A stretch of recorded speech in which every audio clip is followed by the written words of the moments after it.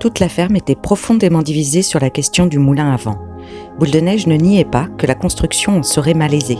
Pourtant, il ne cessait d'affirmer que le tout serait achevé en 1 an. Dans la suite, il déclara que l'économie en main-d'œuvre permettrait aux animaux de ne plus travailler que 3 jours par semaine.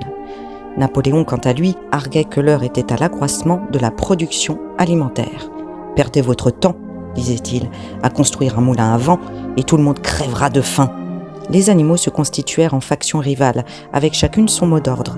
Pour l'une, votez pour Boule de Neige et la semaine des 3 jours. Pour l'autre, votez pour Napoléon et la mangeoire pleine. Seul Benjamin ne s'enrôla sous aucune bannière. Il se refusait à croire à l'abondance de nourriture comme à l'extension des loisirs. Moulin à vent ou pas, disait-il, la vie continuera pareille. Mal, par conséquent. Le jour vint où les plans de Boule de Neige furent achevés. À l'assemblée tenue le dimanche suivant, la question fut mise aux voix. Fallait-il ou non commencer la construction du moulin à vent ? Jusque-là, l'opinion flottait, partagée en deux.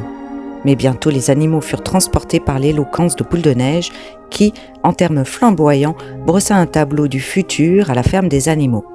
Plus de travail sordide, plus d'échine ployée sous le fardeau. Et l'imagination aidant, Boule de Neige, loin désormais des hache-pailles et des coupes betteraves, loua hautement l'électricité. Celle-ci, proclamait-il, actionnera batteuses et charrues, herses et moissonneuses-lieuses. En outre, elle permettra d'installer dans les étables la lumière, le chauffage, l'eau courante chaude et froide. Quand il se rassit, nul doute ne subsistait sur l'issue du vote. À ce moment toutefois, Napoléon se leva, jeta sur Boule de Neige un regard oblique et singulier et poussa un gémissement tant l'aigu que personne ne lui avait encore entendu pousser.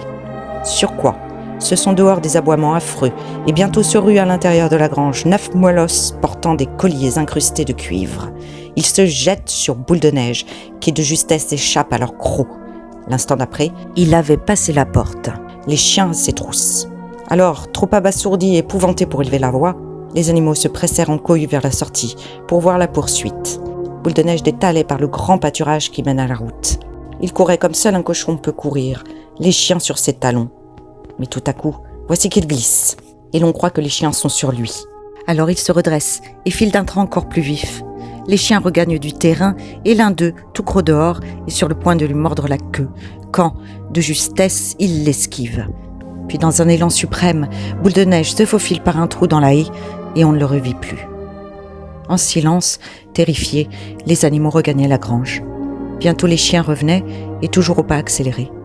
Tout d'abord, personne ne soupçonna d'où ces créatures pouvaient bien venir, mais on fut vite fixé, car c'étaient là les 9 chiots que Napoléon avait ravis à leur mère et élevés en secret.